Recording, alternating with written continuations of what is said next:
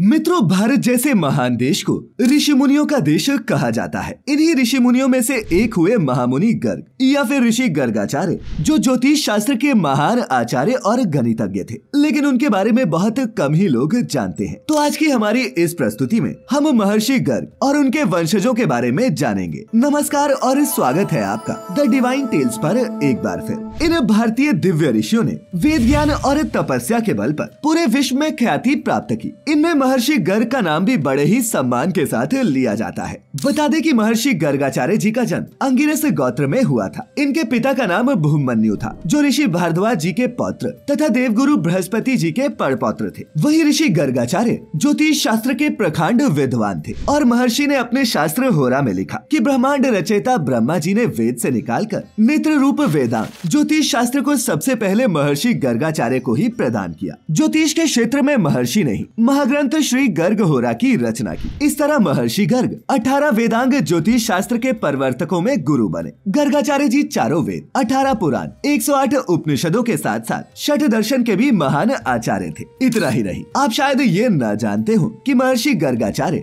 द्वारिका के राजा भगवान कृष्ण के राजगुरु पद से भी सुशोभित हुए थे। इस कारण ये गुरु ब्राह्मण कहलाए। महर्षि गर्ग से ही शिक्षा ग्रहण करके कृष्ण जी ने अपनी प्रजा का पालन किया। उन्होंने ही भगवान वासुदेव का नामकरण तथा भविष्य वर्णन कर कई लीलाओं की भविष्यवाणियां की। आपको बता दें कि महर्षि गर्गाचार्य ने ही वसुदेव पर कंस का संकट आने पर खुद नंद बाबा के महल जाकर भविष्यवाणी की थी। उन्होंने भगवान कृष्ण के जीवन पर आधारित संस्कृत में गर्ग संहिता नाम का एक ग्रंथ भी लिखा, जो हर जगह बहुत प्रसिद्ध हुआ। ये ग्रंथ ज्योतिष पर ही आधारित शास्त्र है। साथ में भगवान गोपाल की लीलाओं का भी इसमें उल्लेख मिलता है। मित्रों, गर्ग संहिता में ये तक बताया गया है कि भगवान कृष्ण और देवी राधा का विवाह भी हुआ था। इसके अलावा इसमें शरीर के अंग और लक्षणों के हिसाब से ज्योतिष फल का विवेचन किया गया है। श्रीमद् भगवत गीता में जो कुछ कहा गया है, गर्ग संहिता में भी उसी के बारे में बताया गया है। वही इसमें भगवान कृष्ण की पूर्णता के संबंध में मुनिवर ने कहा है, जिसमें सारा तेज अपने ही तेज में मिल जाता है, वह वेदांत सीधे ईश्वर में पूर्ण है। इतना ही नहीं, मुनि गर्ग ने ही भगवान शंकर का विवाह माता पार्वती के साथ संपन्न करवाया था। और तो और ये महाराज हिमाचल और धरती के पहले राजा माने जाने वाले पृथु के कुलगुरु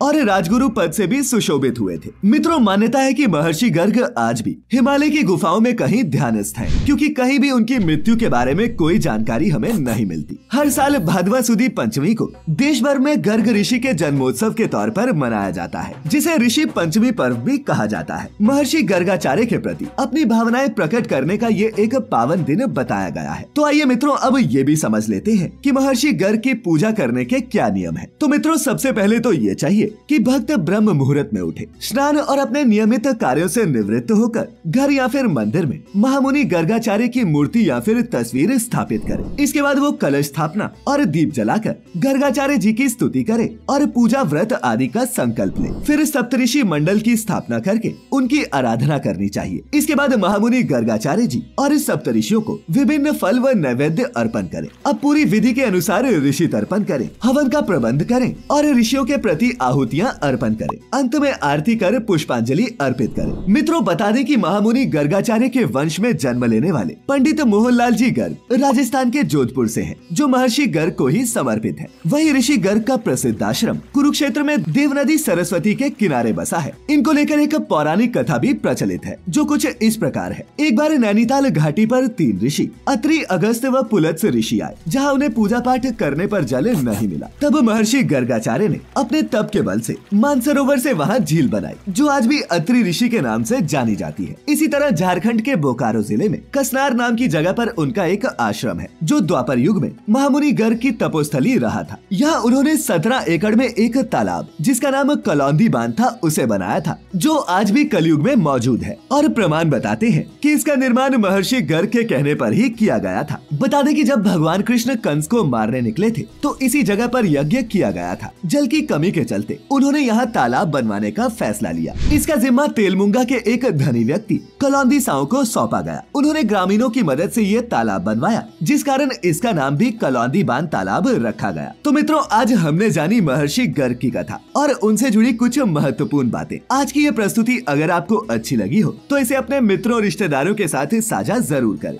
और ऐसी सभी आध्यात्मिक और धार्मिक जानकारियों के लिए जुड़े रहे द डिवाइन टेल्स परिवार के साथ। तो फिलहाल आज के लिए बस इतना ही। अब इजाजत दें। आपका बहुत